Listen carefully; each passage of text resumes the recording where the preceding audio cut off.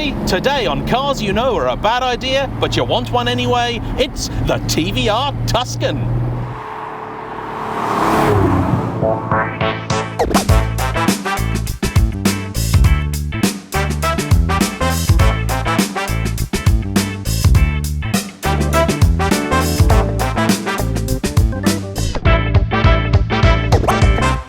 Wacky brands go, I don't think you get much wackier than TVR. And as TVRs go, I think you would struggle to beat the Tuscan, although they did have a fair few goes at it. And when you know the company this car keeps, that says an awful lot. Now, you've probably heard of the TVR name, and if you live in Britain, you'll almost certainly have seen a number of TVRs.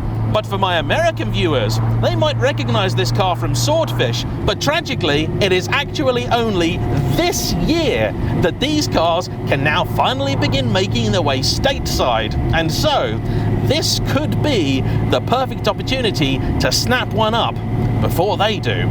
Now, TVR has actually been about in some way, shape or form since 1946, founded by Trevor Wilkinson, and it's had a series of, I think, rather interesting and eccentric owners. Easily the best known of these has to be Peter Wheeler, who acquired it in 1981 and held onto it until 2004, taking it through what many would consider to be its golden period. But whether you call him a maverick genius or simply a rogue businessman likely has a lot to do with whether you actually bought a car from them back in the day. Because every time you mention TVR, there will be a story of somebody who crops up and says, yeah, actually, they had my money, they still have my money, and I never got my car. Or I did get a car, it broke straight away, and then 6 months later I saw it at the back of the factory being pilfered for parts to build other ones.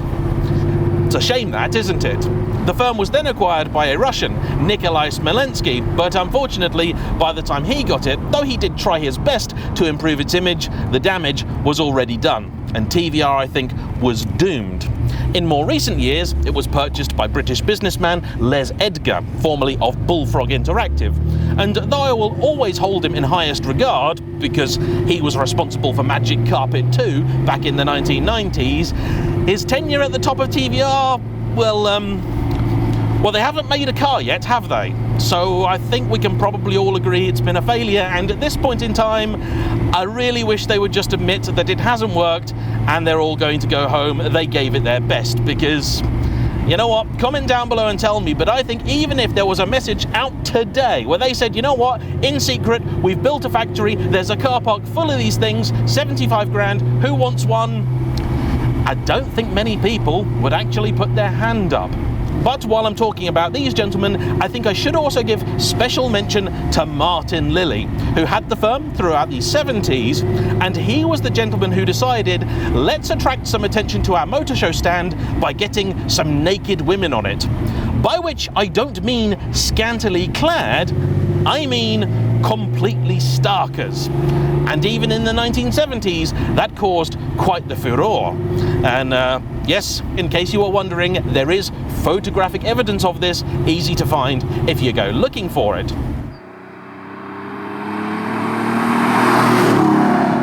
But let's try and get ourselves back to this point, shall we? When Peter Wheeler acquired the company in 1981, it was building a variety of different cars, and during this time, they built what became later known as the Wedges, for fairly obvious reasons.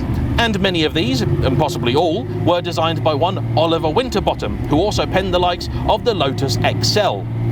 Clearly, he was very fond of that particular design, and you know what, it's got a charm all of its own, but I've never really been in love with it. The real success for TVR, though, came with the arrival of the Griffith. Powered by various different iterations of the Rover V8, which they'd already been using in the Wedges, this was a radical redesign and different look for TVR, and one that customers really, really liked.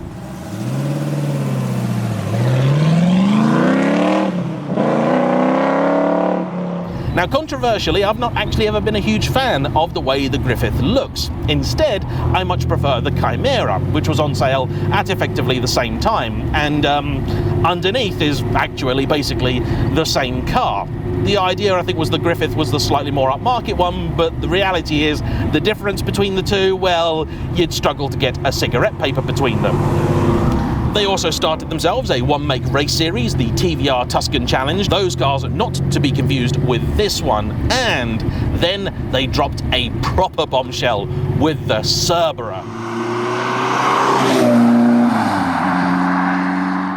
And not only was that a car dramatic outside, it was wild inside, with an interior that today is still referenced as the weird, mad UFO-looking thing. But perhaps the nuttiest thing of all about the Cerbera, and when you're talking about a Cerbera, this is a very, very high bar of nuttiness, well, they decided to give it their own engine.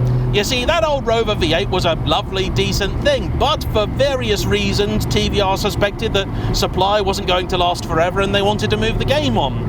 And so, rather than go looking for another engine from another manufacturer, which they could buy in nice and easily, like a Chevrolet small block, instead they went, no, we're going to make our own. And the engine they used was the same one that they had developed for the TVR Tuscan race cars. It was a V8, but with an unusual bank angle of, I believe, 75 degrees. And I say I believe because when I did my research on it, I couldn't actually find out for certain. And I've no doubt that people of a certain age will also remember that rather dramatic drag race that Jeremy Clarkson performed in his video Clarkson Unleashed on Cars, way back in 1996, where the Cerbera absolutely decimated some very, very prestigious competition. Now, today, just about anybody and everybody knows that that car wasn't entirely standard. How not standard it was is still the topic of some debate, but it is generally regarded that, well, it was a fix, that race. But it doesn't matter, because the car was still cool, the car is still cool. I have driven a number of them, and I really, really love the Cerbera. It is possibly the best driving TVR ever made. And in fact, it's actually one of my favourite driver's cars. It's really that good. But it's got one problem. It's a coupe. It's got a roof on it.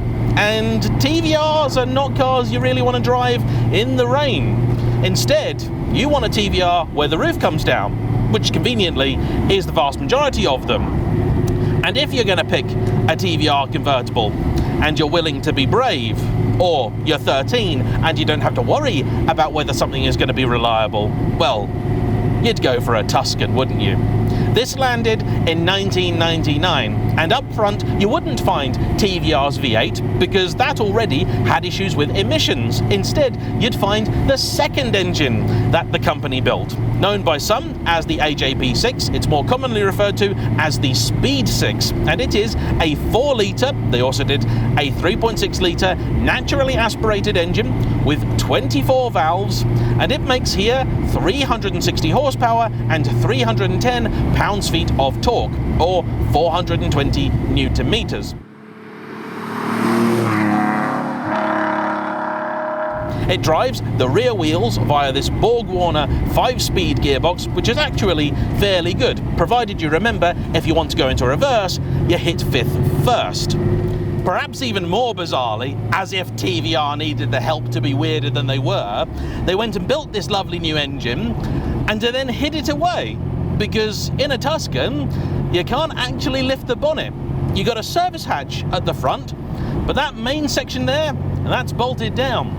And that's why Stuart had this one converted, so you can now open the bonnet, and that's why you've been able to see said engine. Although, having seen him do it, I must say, the process looks like a real faff, and I can understand why he doesn't really lift the bonnet anymore. Shame. The chassis is TVR's classic recipe, so steel tubes, double wishbones on each corner, and all clothed in a fiberglass body, which, let's face it, 25 years later is still stunning. But once again, TVR became victims of their own ambition, because very, very early on it turned out that the Speed 6 had some serious issues. Now also, there are different stories as to exactly what the issue was and how it happened.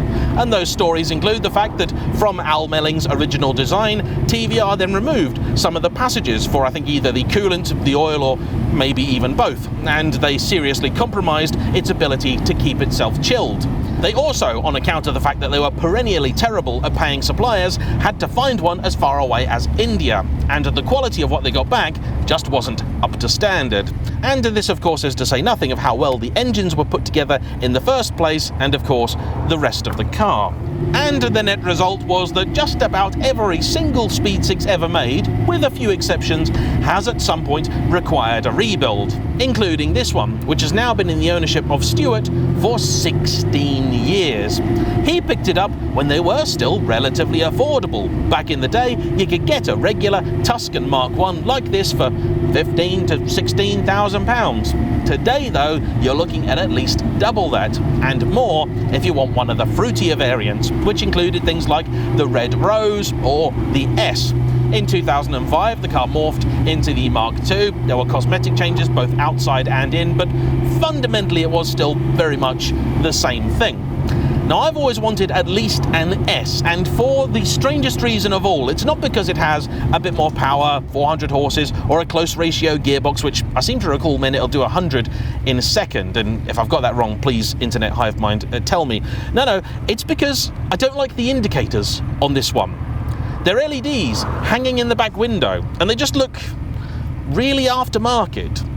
But this all is part of the charm of a TVR. I mean, these are just wild cars, and they're full of so many great ideas, some of which worked. I mean, look at the switchgear. It's just fabulous. Now, these stalks on this one are not originals. It had some cheap, nasty plastic ones. Later TVRs did have metal ones, so it actually looks kind of right. But from this brass speedo, which ticks rather than sweeps, to all of these little controls for just about anything and everything, only half of which are actually labelled, to the famous buttons underneath the wing mirror to get you in and out of the car, or the little weird bin down here that I believed for years just dropped something out of the bottom of the car, but doesn't it? It goes into a little holder below. It's amazing, this thing. Absolutely amazing. It's also on paper, more or less, my perfect car. It's a Targa top, which means that with the roof on, it looks like a coupe, but the roof also comes off, as does this little panel back here, should you want it to. Who also cannot be failed to be entertained by the combination of lovely, big, meaty, naturally aspirated engine in lightweight body shell, 360 horsepower, and the car apparently weighs just 1,100 kilos. And that number is probably not far off the truth, nor I suspect now is the power figure. When it was new, honestly, anybody's guess as to exactly how much it actually made, but the fact is, the handling was often so scary, it didn't really matter. You see, I'm told that the suspension TVR originally used actually wasn't half bad, but they just threw it at the car and then went home. They didn't really do proper setup or geometry, and one of the common criticisms the Tuscan has always faced is that the front and rear end seem to have been set up by two different people with different mission briefs, because the front is notoriously darty. I think the car's got something like 1.9 turns lock to lock. Now that's not maybe quite as impressive as it sounds, because the turning circle is also disastrous. It's like the Bismarck trying to maneuver this thing. But the rear end, then I think to try and get the power down, is also fairly soft and pliant. These do have, I think, an LSD. The S certainly did. I think a Hydra-Track, if memory serves, but those apparently weren't well loved because you never really knew if it was or wasn't going to lock up, so they were always a little bit iffy. And famously, TVR also eschewed any notion of any sort of driver aid, traction control, ABS, and the like. You've got power steering, and that's it. And TVR even had the chutzpah to tell you that they were safer because of this, as well as faster. Yeah. Anyway, nice bit of road. Let's put that to the test, shall we?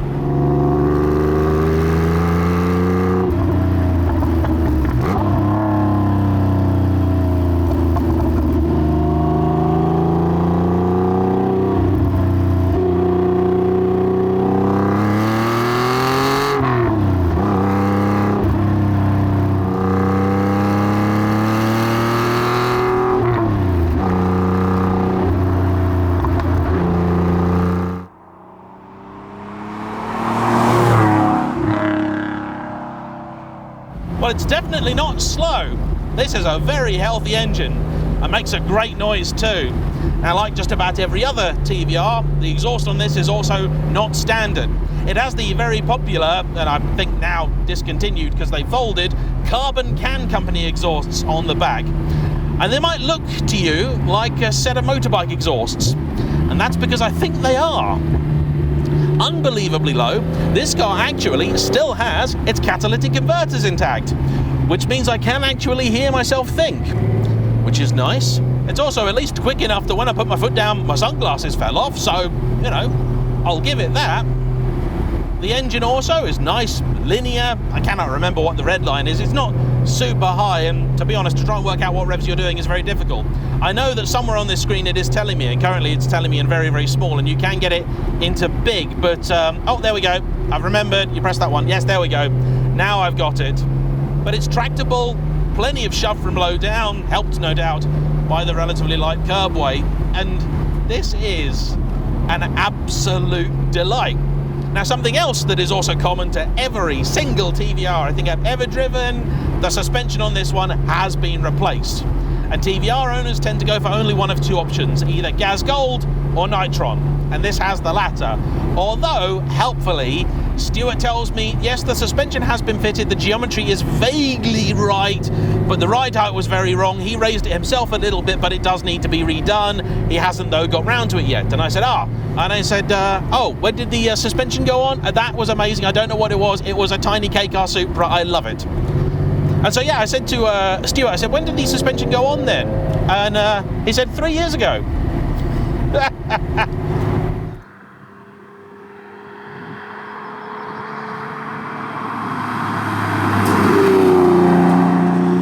And part of the reason for that delay is, A, he's a bloke, and there's no need to keep reminding us every decade about something that we said we would do. But the other reason this car hasn't been used is because in recent years it has also been joined by a couple of other cars, a Toyota GR Yaris and a Renault Alpine A110, both of which are fabulous driver's machines, and the Alpine has been using quite a bit, recently taking it up to Scotland, leaving this sadly languishing and not as loved, I think, as it should be. The colour is also not original. This is Daytona's Sunrise, a Corvette colour, apparently. It was originally crystal topaz, I think a bluey shade, but it needed a respray, and he thought, you know what, why stay standard? It's a TVR, people don't care, and he went for it. I'm not sure I'm so keen on the two-tone look. I love the black infill for the lights. That looks really, really good. But the roof, no, I'd have it orange. And you know what? Every time I get back in a TVR, at this point, it shouldn't be a surprise, I'm reminded of just how good to drive they are. Everybody will talk to you about how they're, yes, very powerful, but quite basic in the chassis department and almost guaranteed to fall apart on you. Not enough people talk about how nice they actually are once you're behind the wheel, because they're great. Nice, heavily weighted steering, talks to you, so even though, yes, that front end is a little too darty, you still do know what's going on. The throttle pedal then, their famous long travel one, that's your traction control and it works well. The brake pedal though, well, that's one of my favourites in all of automotive. Not just because it looks amazing, but because it feels great too. Has that race car firm action to it.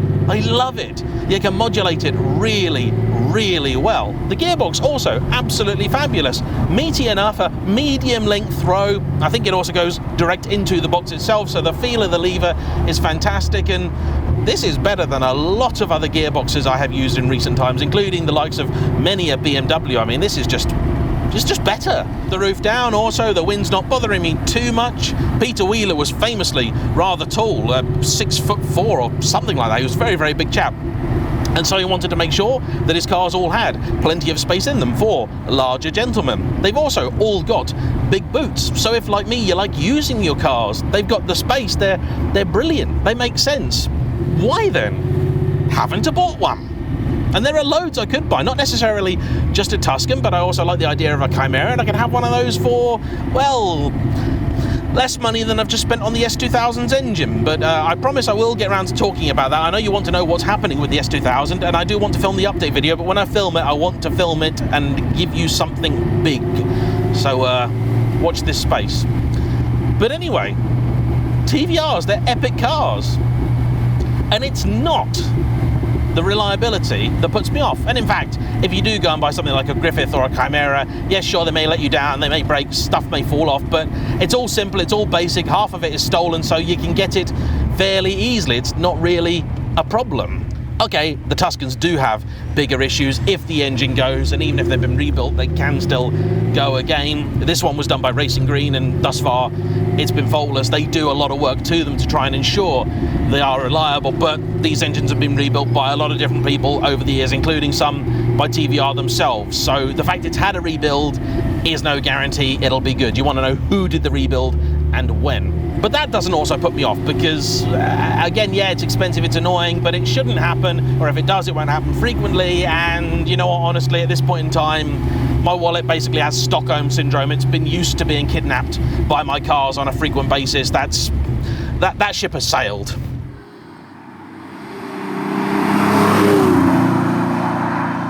Another unfortunate thing TVRs have acquired over the years is a reputation for being sold by the odd dishonest seller. And I'm sure the TVR community will know at least a few places you should never ever buy one from. Because of the issues they can also suffer, many of them over the years have been repaired badly, they've been written off, various things have happened. And so if you are looking to buy one, make sure to use CarVertical. They'll be able to check whether this car was written off here or abroad. They'll give you all sorts of other useful information too, such as if the car was in a fire, and you can get all of that in just 60 seconds and for 20% off if you use my discount code JAYEMM. There's more good news too, because though when I was looking at these, say 10 to 15 years ago, when it would have been my one and only nice car, there was a big risk that if you were to get one, you'd look under it and find you'd bought a horror story. These days, that's not so much of a problem.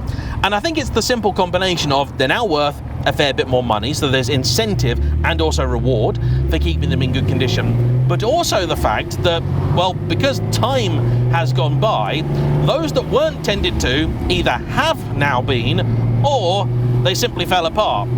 Fiberglass can hide a lot, but it can only hide so much. And once these started getting bad, well, even the most oblivious of MOT testers wouldn't have been able to pass them. And so today, actually, I'd say buying a TVR might be safer than it ever has been. Strange, but true. Ultimately, you will never get it to handle like a modern-day sports car, or even a very competent sports car of its day, but with the roof down, you actually don't mind that so much. You instead enjoy the theatre of the thing, and that to me really was always TVR's trump card. You want a great driving car, you buy a Lotus. You want everybody to notice you, and you want to arrive with a grin like a Cheshire cat, you buy a Trevor.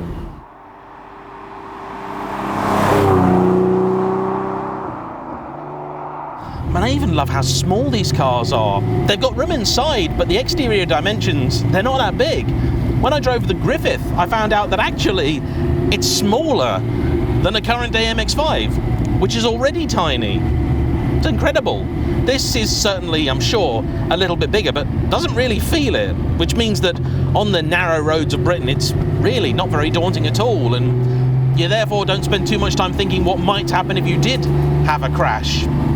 And I'm sure that plenty of people that have crashed these will tell you actually they're much, much better than you think. And I'd half buy that. But that does also demonstrate a concept called survivor bias very, very well. I must admit to have been very confused because I can see lots and lots of people in high-vis jackets, lots of road closed signs, no roads actually closed, police everywhere, although I waved at them and they waved back. And so I'm going to assume they're all Channel fans. And I just had to ask a gentleman what was going on. Apparently there's a bicycle race coming through soon, so I better get out of here. But anyway, I love these things. Absolutely love them to pieces, and you love watching videos about them too. But I don't bought one. Why? Alright, you're going to laugh at me. It's the roof and the boot.